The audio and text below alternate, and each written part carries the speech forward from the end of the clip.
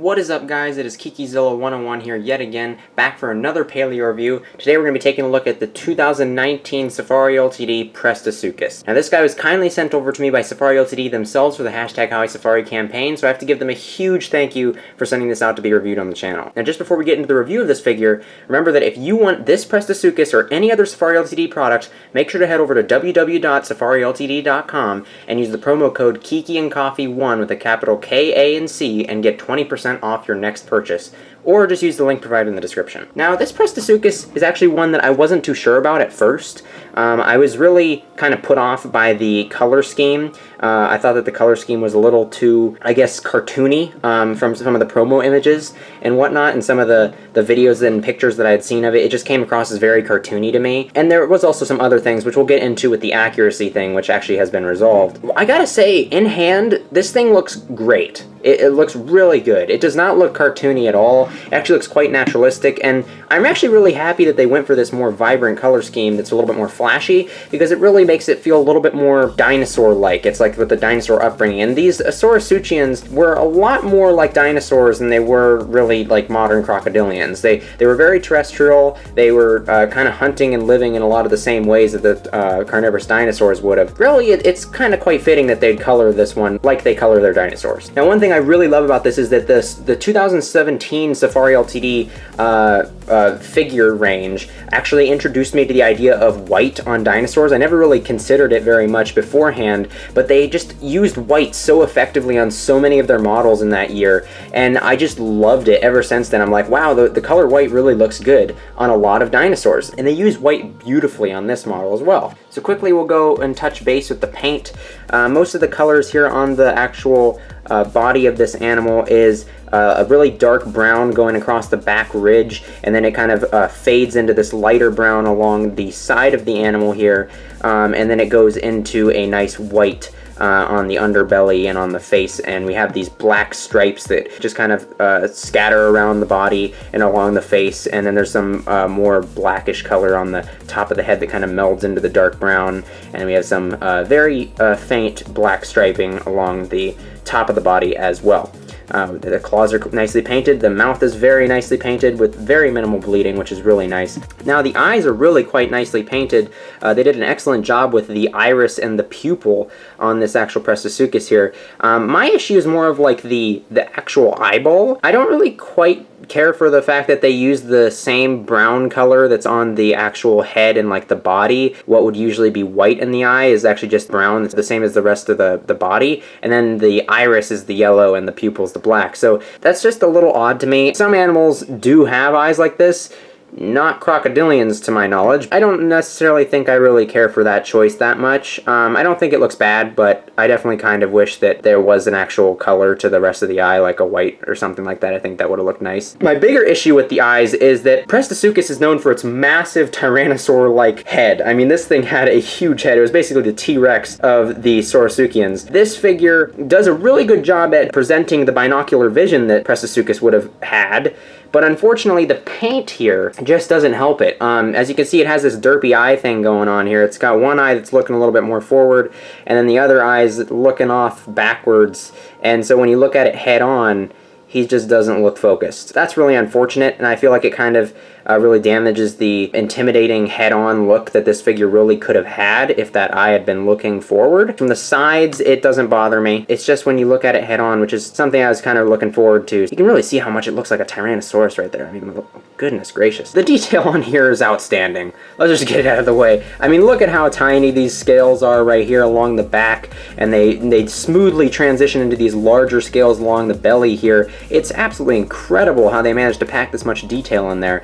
And then there's this this wonderful little crocodilian-like ridge here that's clearly supposed to be like an homage and reminiscent of the scoots on modern crocodilians. The head is also fantastically well detailed. The paint here, the white does kind of smudge around a little bit, but that's unfortunately what you're going to get with a lot of these hand-painted figures. There's going to be slight inconsistencies like that. There's lovely detail over the head, modern crocodilian-esque larger scales along the top of the head, nice large nostrils, a very very deep mouth, which is great, and some very sharp looking teeth. They are soft, so your kids aren't gonna hurt themselves on it, but I mean, they look really menacing and ferocious, yet they are still child safe, which is really great. I love to see that Safari is not dulling down the look of the teeth, but it's still child safe. So the pose of this figure is actually very reminiscent of something like that of the Hyaenodon from 2018 from Safari, where it's in this like very hunched down, angry, aggressive, like defensive stance where it's holding its ground, how its legs are splayed out here. And I love that. I really love that. I love that on the Hyaenodon. It worked on the Hyaenodon. It works here, although not quite as well. I really love the front legs. The front legs look great. It really does look like it's committing to that aggressive stance. I don't really care for the back legs as much. They're very stiff and stagnant. And here I'm just going to show you this, for instance. If I block off the front half, it really just kind of looks like he's standing there, not really necessarily doing anything. But then if you block off the back half and you look at him, he looks like he's more in like a stride, or he's in a defensive stance. Doesn't really look like he's doing the same thing consistently throughout the body. And that's really my main issue with the pose there. I just don't really care for the inconsistency between the leg positions and just how it doesn't really result in a consistent pose. When he's looking straight at you and he's got this really cool curve with the tail and everything, you can't really notice. And I also don't really care for the way that the tail flicks. It's just not very realistic for it to just go out straight and then flick and then do like a big S. It just doesn't look quite natural. But like I said, from the front here, it actually looks quite cool. Now, accuracy-wise, I do have 3 things I want to talk about. So first off is the head. I was actually under this assumption as well, and I don't remember where I heard it from originally, but I heard that there was a larger skull. I remember seeing like interpretations of Prestosuchus with a much larger skull on it, and I figured that this was actually inaccurate because I kept hearing people saying that there was a new skull discovered for Prestosuchus right after this figure was released, and so they really couldn't get on top of that new skull type immediately because they didn't have the opportunity because it came out too early. Now, I looked this up to actually find out for myself, and it turns out that's completely false. At least as far as I can find, I cannot find a single new skull being found for Prestosuchus that revolutionized the way we look at it. Its skull was found way before, I think, the 2000s even. This skull is definitely accurate. They've known what Prestosuchus' skull looked like, they know what the size it is, and it's completely proportionate to the body. It's still in a massive head for sure. But inaccurate? No. The head is an accurate size, it is an accurate shape to what Prestosuchus' face looked like, at least as far as I know. I looked pretty extensively and I could not find anything on a new recent Prestosuchus head update. I just couldn't find anything. So this figure stands the test of accuracy head-wise, at least for me. The one thing it doesn't do is one thing that like no figures are doing. I would really love to see Safari do this. I did say this in the Allosaurus review, but the tongue in here is a like fully fledged mobile tongue. For one, Saurosuchians are crocodilians. They're related to crocodiles, so they would have probably had more of a similar tongue to that. But not only that, we've also know that the largest dinosaurs had tongues very reminiscent of that of crocodiles, which is basically just flat with the bottom of the mouth.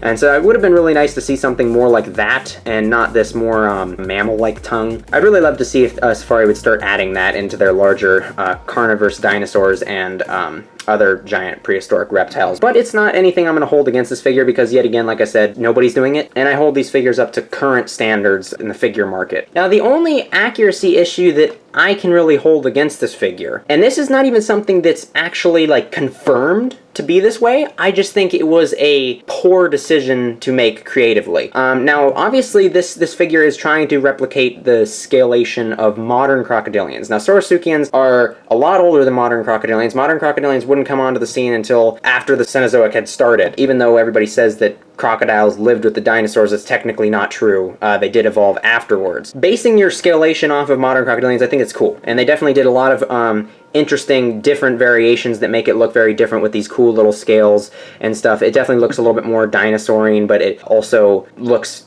reminiscent of crocodiles. Now, the issue is when you come to the tail. But my two issues with this is, one, I don't really care for the transition to them very much. I just don't think that they look very aesthetically pleasing. They do kind of cover up the transition pretty well with the colors here, as the darker part kind of like conceals it a little better. But my main issue is just the fact that they decided to copy modern crocodilians with this tail. Modern crocodilians have the smooth, large-scaled tails because their tail's aquadynamic. They're very smooth. They make for a great surface to propel yourself through the water with. They were evolved to help them maneuver through the water. We don't have any semi-aquatic or aquatic Saurosuchians that we have discovered, and definitely Prestosuchus was a terrestrial animal. So there'd be really no reason for it to have any kind of scales reminiscent of a modern crocodilian on its tail. I really would have preferred if they continued this smaller scalation pattern onto the actual tail, and they didn't go for this more modern aquadynamic tail pattern. I think it stands out on the model a little bit. I just think accuracy-wise, it's just in poor taste. I could be proven wrong, and it could turn out that this way, but it's very unlikely that they had anything reminiscent of the scales of modern crocodilians, because these were terrestrial animals, and crocodilians, like these early ones, really weren't going into that field of aquatics quite yet. First off, we're going to bring out our size comparison constant, the 2015 Safari Ltd Utyrannus. A significant size, it's bigger than the Utyrannus. We'll also bring out the 2018 Dimetrodon, because this is another prehistoric reptile, apex predator. Then we'll bring out two more 2019 figures. We have the Allosaurus and the Stegosaurus, which were both reviewed on the channel. And then we also will bring out the 2018 Hyaenodon, because they have a very similar frontal pose where they're both kind of doing this like defensive stance, holding their ground. Now with all that said, I think this figure is beautiful. I love the colors. I think it looks actually quite naturalistic and stunning at the same time. I mean, it just looks great for a Prestosuchus. I love the head. The head looks great in many ways. I do wish that the eye was a little bit more straight, and wasn't so derpy. And I also wish that the tail wasn't so aquatic crocodilian-like, or so much more like modern crocodilians. I don't think that was the best choice for representing the tail. And I do think the pose is a little inconsistent, but the detail and the overall look and just pose and aggression, I really think that it is quite worth it. I really love it, and I'm really surprised by it in hand. I just love this thing a lot. And it's definitely one of the better Safari figures I have in my collection currently. My final rating for this figure is going to be an 8 out of 10. This is a really good figure, and I highly recommend getting it. Speaking of which, if you do want to get this Prestosuchus or any other Safari Ltd product, remember to go to www.safariltd.com and use the promo code KikiandCoffee1 with the capital K, A, and C, and get 20% off your next purchase. Or you can just use the link provided in the description. Thank you guys so much for watching, and I'll catch you guys in the next one. Oh boy!